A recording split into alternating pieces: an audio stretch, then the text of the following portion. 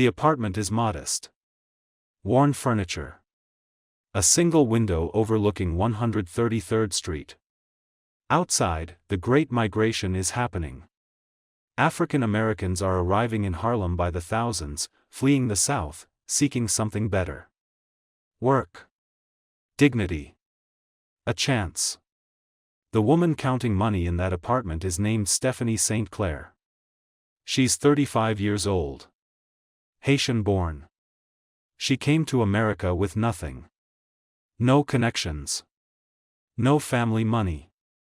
No education beyond what she could gather from books borrowed from the library. The money she's counting came from something simple. Illegal. Brilliant. Pennies. Nickels. Dimes. Money that people could afford to lose. Money that represented hope. Stephanie had created something that no legitimate financial institution would ever create for poor black people. She'd created a lottery. A numbers game. A system where a person with 5 cents could buy the possibility of winning $50. For someone making $7 a week, $50 was a fortune. It was rent for 2 months. It was food for a family. It was the difference between survival and eviction. And Stephanie St. Clair had figured out how to make money from that hope. But more importantly, she'd figured out how to build an empire from the pennies of people everyone else had abandoned. This is the story of how a woman nobody took seriously became the most powerful criminal in Harlem. And how her empire was built not on fear, but on something far more durable. Trust. Stephanie St. Clair didn't look dangerous. That was her advantage. She was a woman of medium height, dark-skinned, with intelligent eyes that seemed to see everything. She dressed modestly. She spoke softly. She was polite to the police officers she occasionally encountered. She was generous with the churches in her neighborhood. She looked like what she was, a widow trying to make an honest living. The reality was more complicated. Stephanie understood something fundamental about poor communities that legitimate businesses never grasped. The poor didn't need banks. Banks had already rejected them. They had no collateral. No credit history. No proof of stable income. What the poor needed was opportunity. What they needed was a system where the rules didn't require you to be respectable. Where you didn't need to be vetted by men in suits who'd already decided you were worthless. The numbers game provided that. It was simple. You picked a 3-digit number. You bet money on it. At the end of the day, a number was drawn, sometimes from the stock market closing prices, sometimes from horse racing results, sometimes from other sources. If your number matched, you won. The odds were terrible. The house had a massive edge. But the payoff was real. If you bet 20 cents and won, you could walk away with $10. For people living in poverty, those odds were acceptable. More than acceptable. They were seductive. And Stephanie knew it. She started small. Operating out of her apartment. Taking bets from neighbors. Keeping careful records. Paying winners promptly and in full. Building reputation. The critical thing Stephanie understood was that in numbers running, reputation was everything. If word spread that a numbers runner paid winners, people would play with them. If word spread that a numbers runner cheated, refused to pay, or disappeared into the night with the money, nobody would play. Stephanie built her operation on absolute integrity. Every winner was paid. Every bet was recorded. Every transaction was transparent. Within 3 years, she'd expanded beyond her apartment. She had runners throughout Harlem. She had a counting house. She had a sophisticated operation. By 1925, Stephanie St. Clair, a woman who'd arrived in America with nothing, controlled the entire numbers operation in Harlem. She called herself Madam Queen. And she was generating thousands of dollars weekly from the pennies of people the legitimate economy had abandoned. The stock market existed. Banks existed. Legitimate insurance existed. None of it was available to poor black people in any meaningful way. The banks wouldn't lend to them. The stock market wasn't open to them. Insurance companies had racial clauses that excluded them. So Stephanie created an alternative. The numbers game was more than just gambling. It was a financial system. It was a savings mechanism. It was a way for poor people to have agency in an economy that had systematically excluded them. A woman working as a domestic could set aside $0.25 a day. By the end of the week, she had $1.75 to play the numbers. If she won, it changed her week. Her month. Maybe her year. If she lost, she'd spent the money anyway. But she'd had hope. She'd had possibility. That was worth something. But Stephanie understood something even deeper. The numbers game wasn't just about the players. It was about the runners. The people who collected bets. These were people in the community. People who had skin in the game. People who had relationships with the bettors.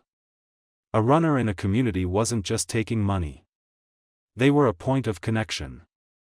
They were the person who knew what was happening in the neighborhood. Who had money when someone needed it. Who understood the social networks. Stephanie created a system where the runners weren't just employees. They were partners. They had a stake in the operation. They made money when the operation made money. This was revolutionary in 1920s Harlem. Most black people in Harlem were either domestic workers, day laborers, or hustlers. The runners in Stephanie's organization had a third option. They had small business ownership. They had dignity. They had status. And because they had status and money, they had power in the community. This created something unprecedented. A criminal organization that was genuinely embedded in the community it served. Not imposed on it from outside. Not extracting from it. But integrated into it. The runners knew their customers personally. They understood what their customers needed. They were neighbors, not outsiders. This made Stephanie's organization fundamentally different from anything else that would come to Harlem. Dutch Schultz was a German Jewish gangster from the Bronx. He'd made millions in bootlegging during Prohibition. But Prohibition was ending. The easy money was drying up. He looked south. To Harlem. To the numbers game that was generating hundreds of thousands of dollars annually. He decided he wanted it. Not all of it. He knew better than that. Harlem was black territory. If he came in with guns and force, he'd face resistance he couldn't easily overcome. The community would protect its own. Instead, Dutch Schultz tried something different. He tried to make an offer. He approached Stephanie St. Clair in 1930. Not threatening. Not aggressive. Just business. Work with us, he said essentially. Pay us a percentage. We provide protection. We handle the heavy lifting. You keep running your operation. Stephanie listened. Then she said no. Not dramatically. Not with anger. Just clearly. No.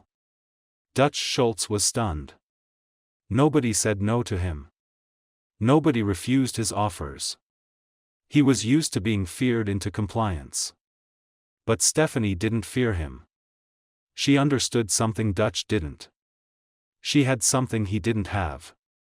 Community trust. Dutch could burn down her counting house. He could arrest her. He could try to move in by force. But the moment he did that, the community would reject him. The runners would refuse to work for him. The bettors would stop playing. Because Stephanie had done something Dutch Schultz never would understand. She'd built her empire on actually caring about the people who made it work. She paid them fairly. She treated them with respect. She protected them from police harassment.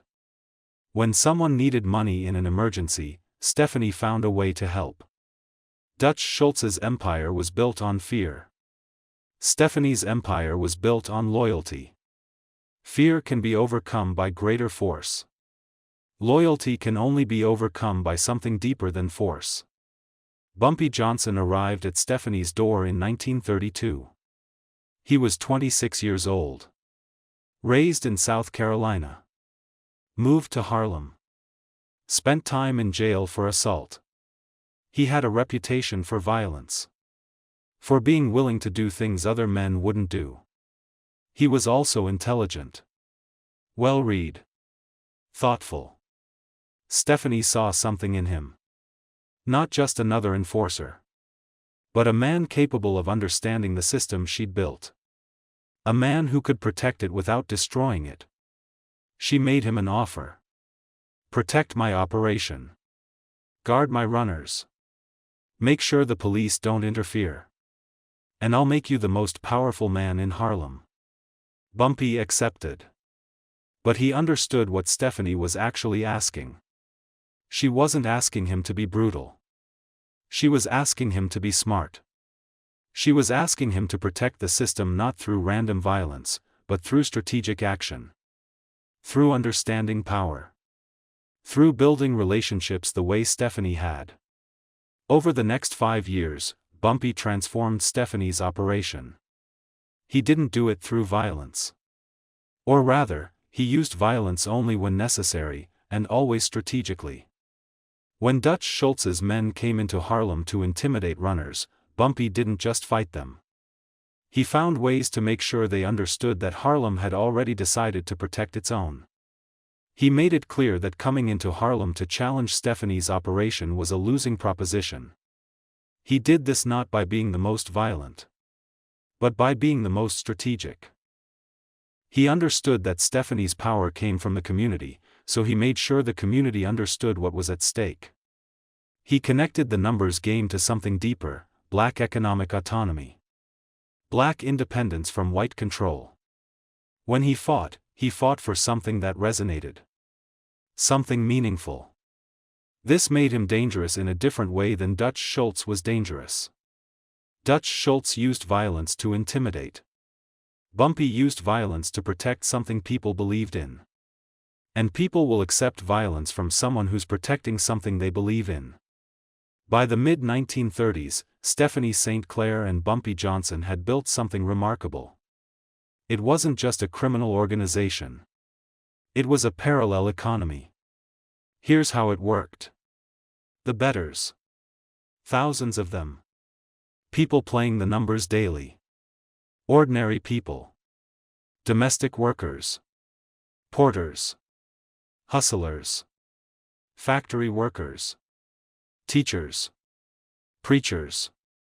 They played because they understood that the numbers game gave them something the legitimate economy wouldn't give them.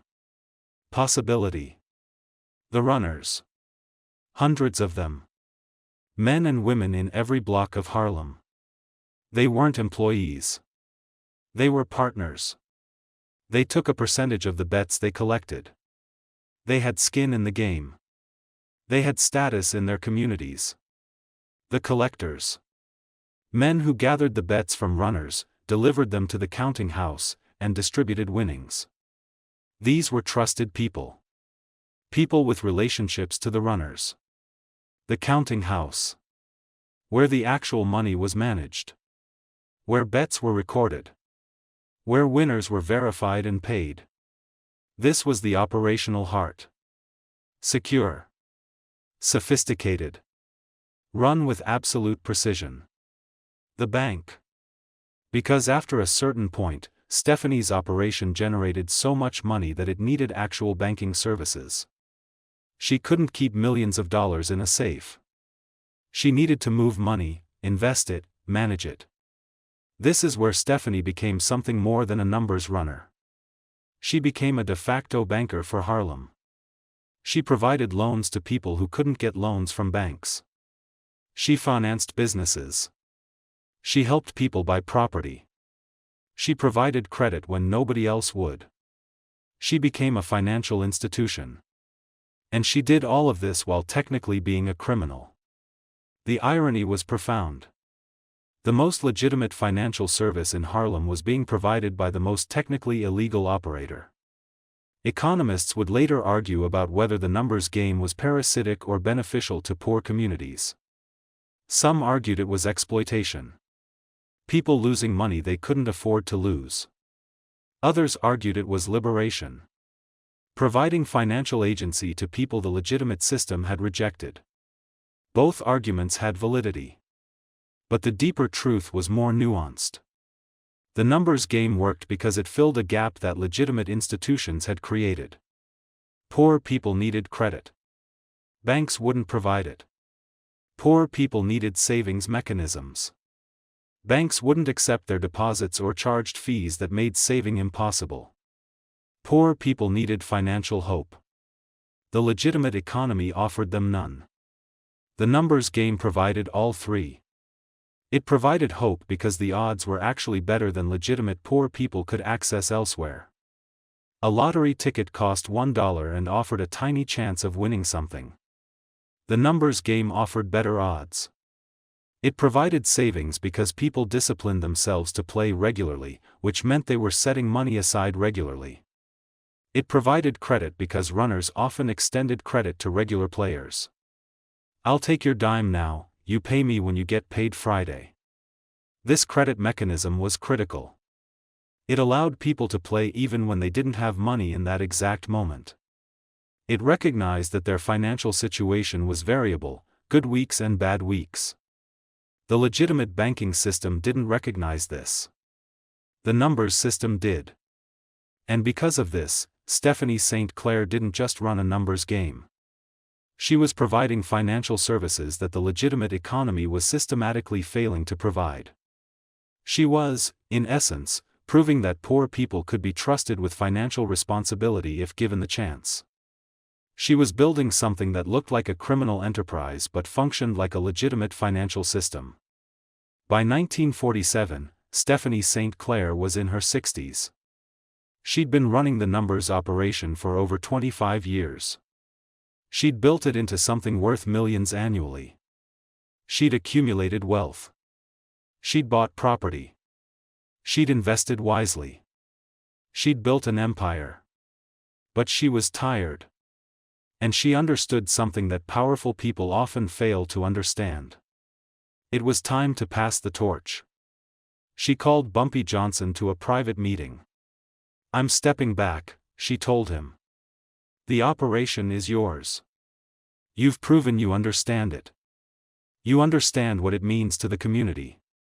You understand that this isn't just about money." Bumpy accepted the responsibility.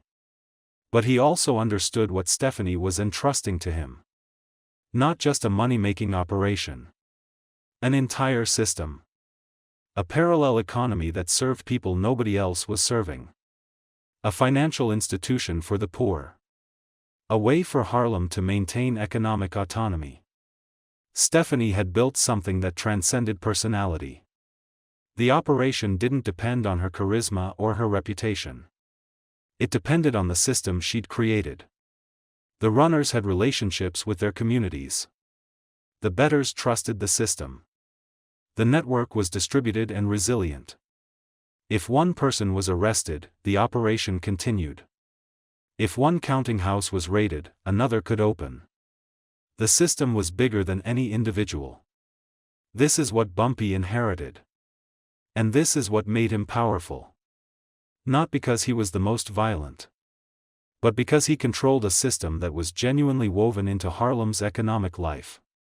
By the late 1940s, the Italian Mafia decided they wanted control of the Harlem numbers operation. They'd tolerated it while Dutch Schultz was alive because Schultz was a buffer between them and Black Harlem. But after Schultz died, they thought they could move in directly. They approached Bumpy with an offer similar to what Dutch had offered Stephanie decades earlier. "Work with us. Pay us a percentage. We provide protection." Bumpy said no. But unlike Stephanie, who had said no and been believed because she'd built community support, Bumpy had to prove it. The Italians didn't take no for an answer. They started moving enforcers into Harlem. They started approaching runners. They started offering runners more money to work for them instead of Bumpy. Some runners were tempted. But most weren't. Why? Because they understood what was at stake. Bumpy Johnson wasn't just their employer. He was the protector of a system that served them and their communities. If the Italians took over, the system would change. It would become extractive. It would become about moving money out of Harlem and into white organized crime. The numbers game would become what legitimate banks had always been for Harlem. A system for extracting wealth, not providing it. So the community, surprisingly, rallied around Bumpy. Not through loyalty to his personality. Through understanding that he represented the continuation of something that worked. This is what the Italians never understood. They thought they could simply outgun Bumpy. Intimidate him into submission. But they were fighting an entire community. And eventually, they realized they couldn't win that fight. To understand why the numbers game was so powerful, and why Bumpy Johnson was able to protect it so effectively, it's important to understand the actual mechanics. A woman who worked as a domestic made about $12 a week. This was decent money in 1950. But it was also money she needed to survive. Yet many domestic workers played the numbers. How? Because they understood the mathematics. If you bet 50 cents daily, you spent $3.50 per week. Over a year, that was $182. That was more than 2 weeks' salary. But if you won even once in that year, you could win $25. The expected value, mathematically, was negative. You'd lose money. But the psychological value was immense.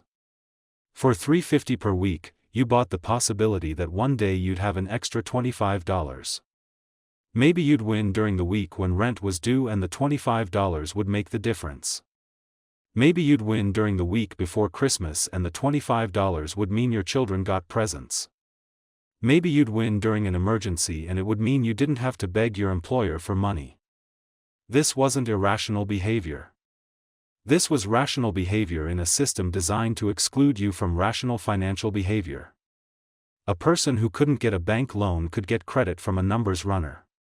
A person who couldn't open a bank account could save money by betting regularly with a numbers operation they trusted. A person who had no other way to access capital could borrow from the network that had built trust in their community. The numbers game worked because it recognized that poor people weren't irrational. They were just rational in ways that the legitimate economy had never made space for. The numbers game was more than economics. It was cultural. It was political. It was an assertion that Black Harlem could build institutions that white America couldn't control. It was a statement that Black people could manage complex systems without white supervision. It was proof that economic autonomy was possible. Bumpy Johnson understood this.